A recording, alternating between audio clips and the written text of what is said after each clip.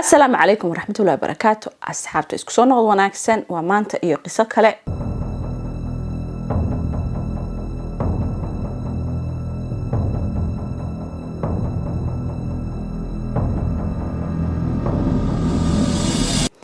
قصة maanta idin wada ka dhacday dalka Brazil baan joognaa maanta waa Latin America. qisadan waxay ku socotaa gabadh la yiraahdo Tatiana iyo ninkeeda Luis la yiraahdo. Tatiana iyo Luis waxay isqabeen 5 sano isqabeen. Tatiana waxay ahayd 9 jir bay ahayd markaas xiligaas ay qisadan dhici doonto. Luisna waxa weeyaan markaas 32 jir weeyaan waa laba qof oo isqabay 5 sano. Tatiana waxay ahayd lawyer bayadu ahayd. ninkeeda Luisna wuxuu ahaa macallin jaamacadda wax ka dhigi jiray xagga biology-ga oo arday wax u dhigi jiray. waxay ahayd laba qof oo dhalinyaro qurux badan oo aad moodid perfect couple. marka laakiin noloshooda aan inta badan dadka kale maartay arkeen nolol kale ku jireen. noloshaasna waxay ahayd mid adag oo labadan qof ee markaas qaba dusha marka laga arkay waxay u ekaan laba qof oo happy oo maadaama ay waliba 5 sano isqabeen. waxay ahayd laba qof oo nolosha ku guuleystay wax bartay labadooduba wada aragtaa midna waa lawyer midna wax weyn jaamacadda wax ka dhiga waa laba dhalinyaro ah oo wax la yiraahdo aad iyo aad maskaxdooda maartay u fiicneed oo intelligent aha oo dadku inta badan islahayn maartay labadaas qof yaa naga dhigo kale ama aan ku daarino role model bay dad badan u ahaayeen. marka Tatiana waxa la yiri gabadh waxay ahayd aad iyo aad u qalbi fiican oo dadka caawisa family-geeda ku xidhan. marka Luis markay baratay laakiin wax la noloshiisa way sii bedeshay markay guursatay bay nolosheeda yara maartay ay sidee ahaan jirtay way iska yara bedeshay laakiin wax dhibaato ah kama sheegan Luis markaas. marka Tatiana iyo Luis waxay isbarteen 2013 bay isbarteen isla markiiba markay iska heleen waxay go'aansadeen inay isguursadaan. November 2013 ayuu u soo bandhigay guur Luis oo ku yiri waxa tahay qoftii aan maartay nolosha la qaybsan lahaa marka waa inay isguursano iyadana okay bay tiri maadaama ay ninkana maartay jeceshahay oo isku level yihiin. way isguursadeen marka November 2013 isla markiiba noloshooda maartay waxay noqotay laba qof oo aan kala harin oo inta badan isla jooga. marka 5 sano marka ay isqabaan ba maalin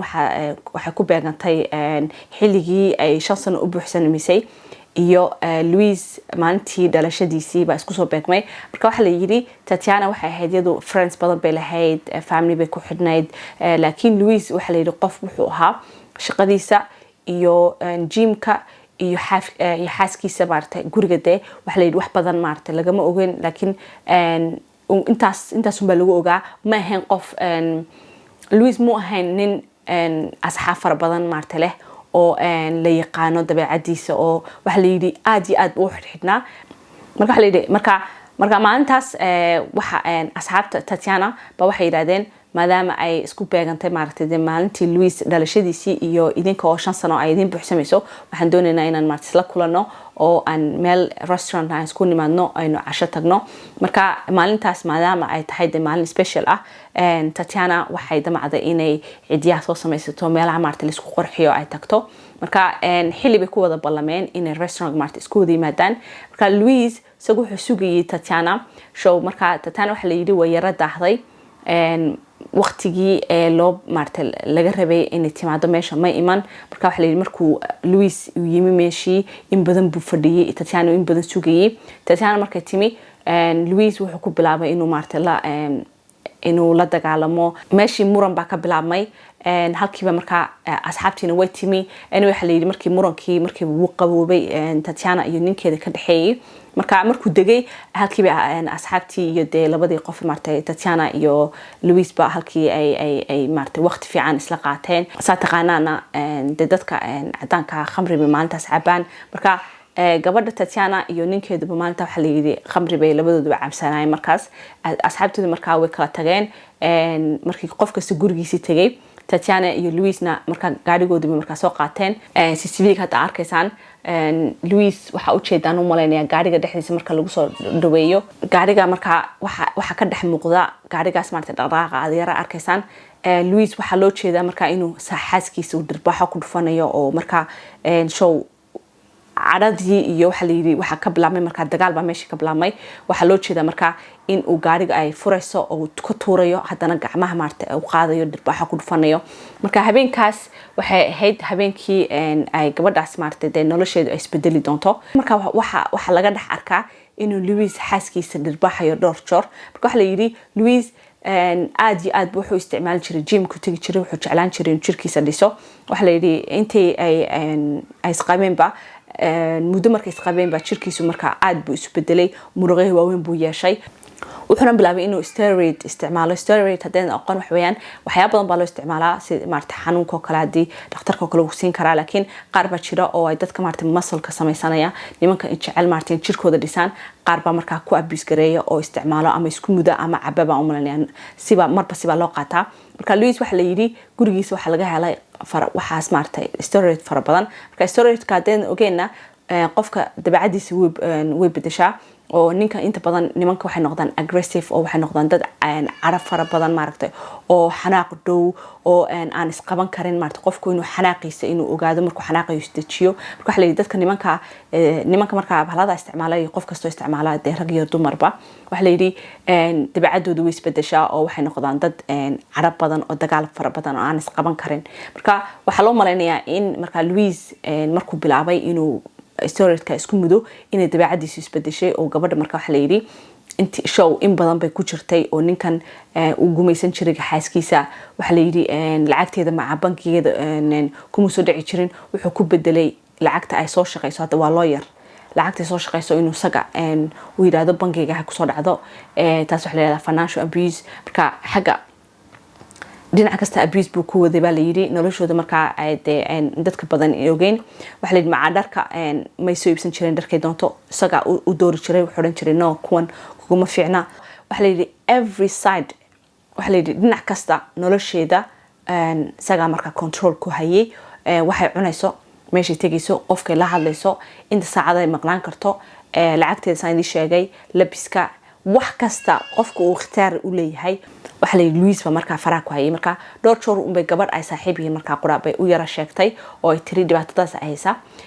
waxana ku tal jiray inaan ka tago laakiin wax weyn kama dhigin oo de waxay tiri in the future waxaan isleeyahay ninkan lama sii joogi kartid marka saaxiibadeed mid bay u sheegtay qofna ma ogeyn anyway habeenka marka aan ku soo noqon habeenka ay cashada ka yimaadeen oo ninkuna marka gaariga maartay ku dhex jiro oo gabadhii dhirbaaxayo waxa la yiri labadooduba marka khamri baa maartay ay cabsan yihiin gabadhu waa daciif gurigoodu marka hoos yimaadeen parkiga uu soo geliyaa marka waxa arki kartaan CCTV-ga waa arkaysaan dhowr joor bay isleedahay maartay ka carar oo halkiiba wili maartay dagaalkii ku wadaa waxyaabo badan ma intuu silaha laakiin YouTube noolama ogola maartay inaan dad dagaalamayay qof maartay dhaawac la gaarsiinayo inaan soo deeno marka gaariga wata aragtaan soo xoog buu ka soo saaraya wuxuu doonayaa marka maartay inuu garaaco I don't know wuxuu u damcay laakiin parkinga intay ku jiraan waad aragtaa gabadhaas ma badbaadayso marna uu ceejinaya marna uu jiidaya anyway parkingaas ay ku jiraan oo ay dhowr joor istiri ka carar wayna ka carar kari weeday markii ugu dambeysana wuxuu sameeyay inuu ka daba ordo dhowr joor bay ka carartay laakiin markii ugu dambeysay uu ka xoog weynaaday maadaama ay khamrina maartay jirkeeda ku jirto ogaada qofku wuxuu noqonayaa daciif uu noqonayaa marka dhowr joor bay isku dayday inay ka cararto laakiin way ka carari kari weeday markii dambe wuxuu la soo galay elevator-ka marka dhowr joor baad arkaysaa iyadoo isku dayaysa inay ka cararto markii way ka baxsan weeday laakiin markii dambe waxaa la arkaya marka iyaduna liftka marka soo galaysa oo badhamada tataabanaysa si maartay ay uga cararto marka laakiin wuu ka soo gaarayaa liftu marka ugu soo galaya oo ka daba imanaya wada arkaysaan sidoo maartay u galayo iyadana waxa isleedahay isbadbaadi laakiin ma badbaadi karto anyway wax inta kale idima tusay karo laakiin waan idin sheegayaa markii dambe liftka marka videoga laga duubay gabadha xoog buu marka ku saaray liftka wuxuu ka saaray gurigiisii buu geeyay marka waxa la yiri 15 minute ba u dhaxaysa marka maartay hadhowto wax dhici doona iyo marka maartay ay liftka ay ka baxayaan lama oga exactly wuxuu ku sameeyay 15 minute maartay u dhaxaysay laakiin waxa la yiri 15 minute ka bacdi liftka markay ka baxeen ka bacdi kamarad kala qabatay oo aan idima tusi karo laakiin waxa marnaa waa iska garan kartaan waxa arkaysaan wax maartay qof deewayaan oo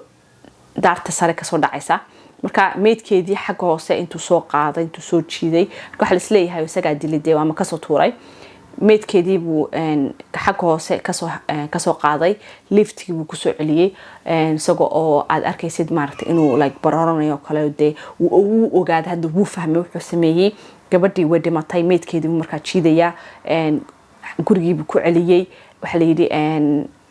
meeshii buu waad arkaysaan liftkii buu isku dayay inuu tirtiro maaragtay dhiigii tirtiro laakiin markii meedkeedii gabadha la helay markiiba waxa la ogaaday markii ay daarta ay kasoo dhacaysay inay already ay dhimatay marka waxa la isleeyahay gurigu ku dilay laakiin isagu wuxuu yidhi markii la qabtay sida loo qabtayna waxa weeyaan gaadhigiisii baa highwayga laga helay oo isagoo accident galay markii la helan waxa lagu yidhi maxaad u carartay wuxuu yidhi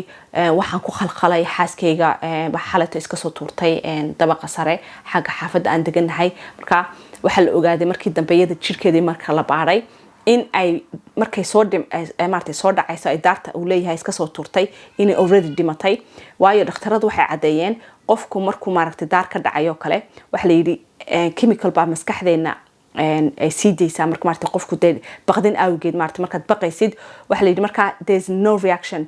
jirka wuxuu cadeeyay in ay markuu ay soo dhacaysay in reaction dhan jirin ay laakiin already ay maaragtay ay qof mid ahayd ay dhimatay marka waxa la cadeeyay kale inuu isagu gacantiisa ku dilay oo ceejiyay waayo faraa laga helay marka gabadha markii lift uu ka saaray gurigii markuu geystay guriga dhexdiisa ku dilay hadhowtan wuxuu kasoo tuuray balkoonka kasoo tuuray oo suu dadka uga dhacdhiciyo iyada ay soo tuurtay kale laakiin